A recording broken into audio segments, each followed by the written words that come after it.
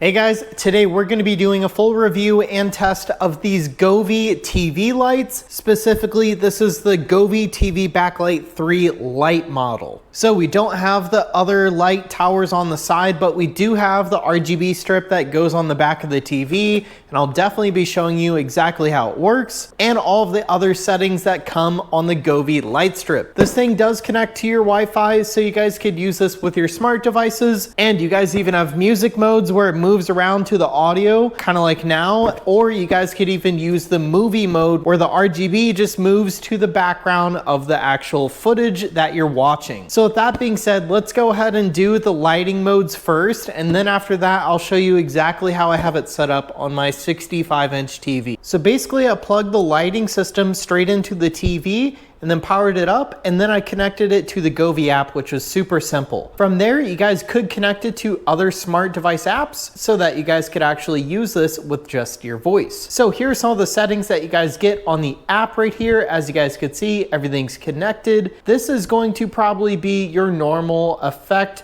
This is like the movie effect, so it's literally just going to move to what your screen looks like using that little camera right there. A lot of people like this for movies because it's not super flashy and also just kind of gives you a very movie theater-like experience. You guys have a bunch of different settings, so you guys could adjust all of these things, even the saturation, the brightness.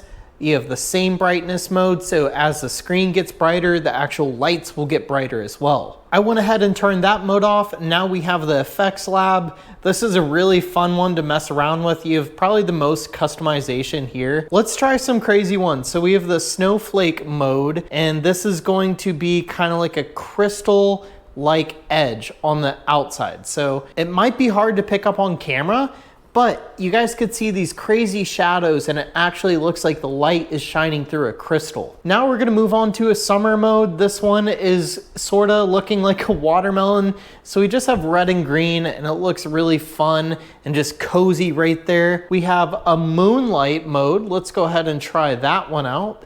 So we kind of have like a light pink color there. All right, the last lighting mode, we're gonna do fire. This one looks really cool, and I'm assuming it's gonna move to the audio, and yes it is. So we have all of the audio moving to my voice, and just keep in mind I'm really far away from the TV. Normally it's going to be using the speaker right under your TV for these settings, so the fact that it's working while I'm still about 15 feet away is pretty cool to me. So as promised, here is what the back of my TV looks like. It's not quite as clean and simple as the front, but it is what it is. It still looks fairly clean. I probably could do better with the wire management, but for now, I'm super happy with it. So basically, this is for 55 to 65-inch TVs. I have a 65-inch TV, so all of these corners line up perfectly. So you put your strip, and it's already adhesive. You put it down after cleaning it very well, of course, and then you guys have these bendable parts for the corners, and then you just put it in. If you guys have a smaller 55-inch TV, this will still work fine, and you guys could always cut this a little short if need be. Here's the actual control center, or you guys could use the app, which I'll show you in a second. Basically, we have two USBs here, one for the camera that is up there that actually tells the lights what color they need to be. And then the other USB goes straight to the lights as its power source. And then you guys just plug in the actual controller here. Here's just one quick look at the camera. Yes, it does stick out, but it's supposed to stay out of the way of the screen. So if you guys are sitting at the couch, you guys should not be able to notice that. And honestly, it hasn't been annoying at all. I think it is just one of those things that you kind of deal with because you get a really cool effect by having that up there. And I personally think it is completely worth it. So in the box, we do get a few other things that I was not able to show you.